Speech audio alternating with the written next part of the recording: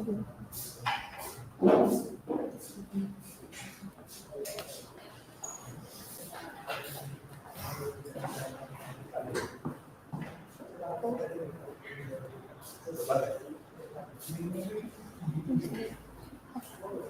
ini.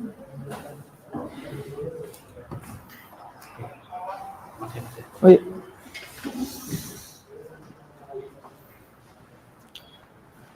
Aku sekalian itu dong, Mbak. Pencetin buat next-nya aja. Oke. Udah, gitu dulu.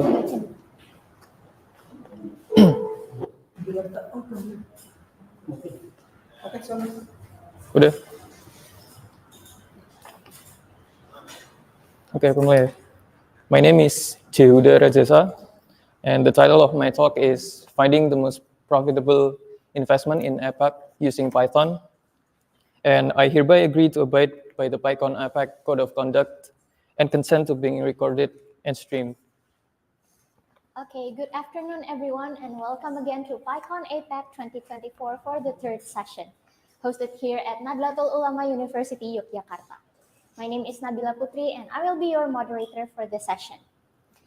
Our speaker for today's session is Mr. Jehuda Rajasa, who will be presenting on the topic of finding the most profitable investment in APAC using Python. Without further ado, I give the floor to you. Thank you, Nabila.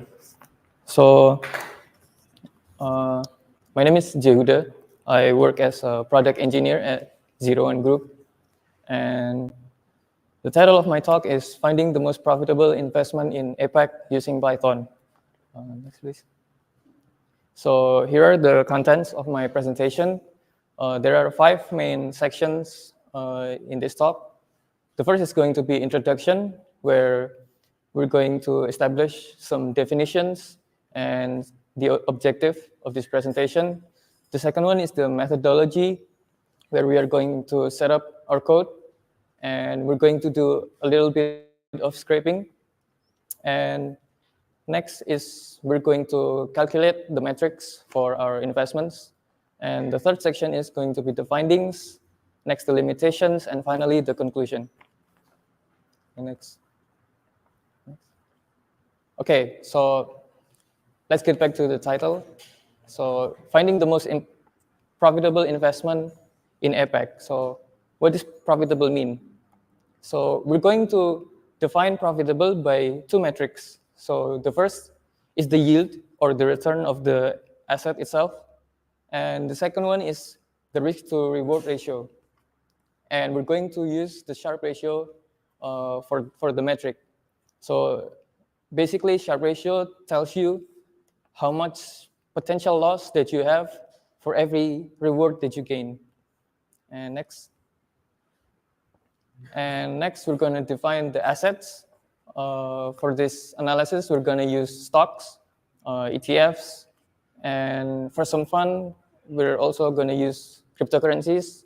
I'm going to use Bitcoin and Ethereum. Next. Okay, and the next definition is about APAC. So APAC is the region of countries that encircles the Pacific Ocean. So according to the UN, there are actually 51 APAC countries. But to make it simple, for this analysis, we are going to use the members of APEC, which is the Asia Pacific Economic Cooperation. Next, please. Yeah, and there are a total of 21 countries in the APAC. Quick question, is anyone here from India, perhaps? No one? Okay. But I'm going to include India as a bonus because I know there are a lot of Indian people attending this event. So next one. And unfortunately, we're going to exclude some countries because first, Brunei Darussalam actually does not have a stock exchange. And for the Philippines, Papua New Guinea, Peru, Russia, and Vietnam, the data for the stock exchange is not publicly available, at least using our tools. Next one.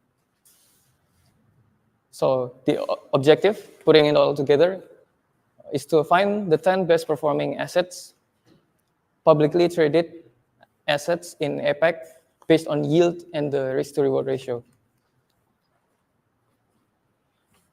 Moving on to the methodology. Okay, the setup is quite simple. We actually only use 4 libraries. The first one is NumPy to do some mathematical functions, and then pandas to create data frames, and then we're going to use requests to create HTTP requests and Y-finance to get the stock data. Next one.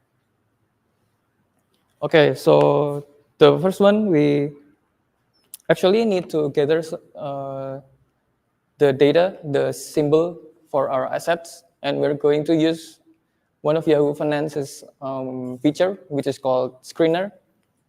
And you can filter the available assets on Yahoo Finance based on region and sectors and etc. So the first one, we need to define the exchange code for each countries. So AU for Australia, CA for Canada, and so on and so forth. And then there's also the sector list, such as the basic materials, financial services, and consumer defensive. Next.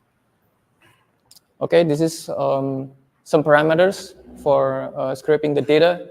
We have the URLs, the headers, the query params, the size for the pagination, and as well as the template for the payload. And we also define an empty set for our tickers or symbols. Next. Okay, so we're going to create the function to fetch the tickers. And this function is going to take in the quote type and operands. So the quote type, because the rate limiting in Yahoo Finance's API, we have to do it in batch. So we cannot do simultaneously both. So we define a counter for the offset and then the total tickers, and then create a while loop. And we initiate a new session with the requests library, and then we set the cookies. And finally, we can make the post requests with the arguments or parameters that we defined earlier. And next. And then if the response code is 200 or successful, we can get the JSON of the response and then get the quote or ticker symbol based on the data structure of the response and set it to the global tickers variable. And as well, we're going to do the same with the total tickers. And then we're going to increase the offsite, so to go to the next page. And then we're going to exit the loop if the offset is greater than or equal to total tickers. And next. Okay, so because of the rate limiting that I just described, so we need to create 2 separate functions. The first one is to fetch the equity, and the second one is for the ETFs. So for the equity, we have to iterate over each region and then over each sector and then run it. Whereas for the ETF, we can just get the whole data. And we run both functions. And next. And then lastly, we have to add the tickers for Bitcoin and Ethereum. So we just update the existing tickers with Bitcoin USD and Ethereum USD. And if we print the length of the tickers, there are approximately 58,000 tickers. So approximately 50,000 equity tickers and 8,000 ETF tickers. Next. Okay, finally, we're going to calculate the profitability of our assets.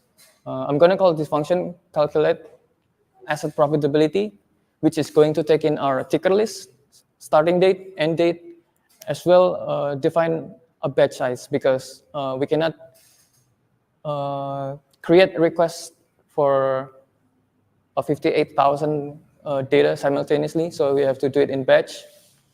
So we create a batch, And the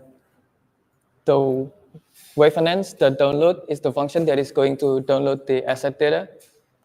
And this wf.download function actually returns a pandas data frame. So for the calculation, we're going to create a new function. Next. Which is calculate, return, and sharp. It is going to take the pandas data frame, and we can also define the risk-free rate as a parameter. So for both of our metrics, the returns and the Sharpe ratio, we need the daily returns of each asset. So we calculate it straight away. It's pretty simple. Just take the adjusted close of each asset and then take the percentage. And for the return, the formula is pretty straightforward. You take the last price of the asset, subtract it with the starting price, and divide it by the starting price. You get the overall return. And for the Sharpe ratio, the formula is the return of the asset minus the risk-free rate over the standard deviation of the return. So for the sake of simplicity, I'm going to define the risk-free rate of the asset to 0 because it's hard to determine the risk-free rate for each country. And we need to annualize the results. So we use a NumPy square root 252, which is the standard number of trading days within a year. And we get the returns and Sharpe ratios. So after we get the returns and Sharpe ratios, we update our dictionaries and we create a pandas data frame with the columns returns and Sharpe ratios. Next. Okay, so lastly, we only need to run the function. We set the start date to be 2014, 1st January, and the end date is 30th of September, 2024. And we run the functions. And this is the resulting data frame. So the last step we need to do is to actually sort our data in a descending manner. So we can just sort values by the column returns and take the top 10 results. Okay, so maybe before I show you the findings, I want you guys to think 1 or 2 assets that appear at the top of your head is going to make this list. Maybe it's Bitcoin or any assets that you like or you invest in. And yeah, next one. So this is the top 10 assets based purely on the return or yield. And this is quite interesting because as you can see from our analysis, all of these assets are Indian stocks. And like if you're like me, you probably think like Bitcoin have to make it in this list, but it's not. Like the return for Bitcoin is actually 79, so it's way less than the top 10 returns. And next. Yeah, this is the top 10 assets by the Sharpe ratio. And you notice again, like 8 of them are Indian stocks. And the number 1 is being an ETF from the United States. It's a Vanguard ETF. And if you also notice, number 2 is also the same asset with the previous top 10 list. And next one. And here are some of the limitations of this analysis. The first is, as I previously mentioned, the 6 APAC countries are excluded because the data is not available.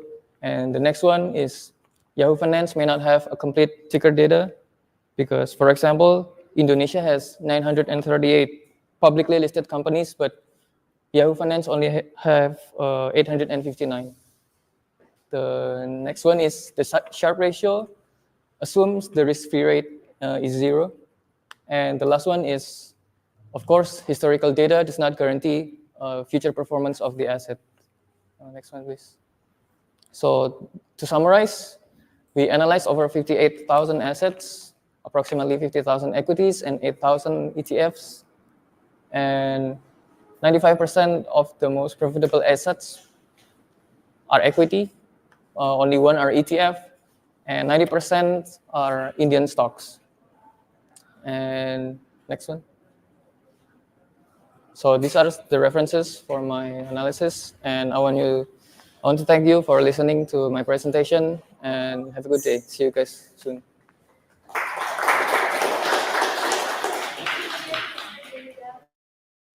your insightful presentation, and please give a round of applause again.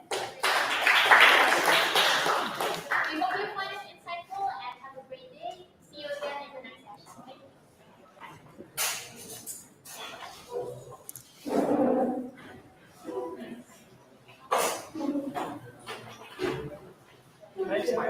Yes. Is there a HDMI? Yes. Okay. Bien, Asani.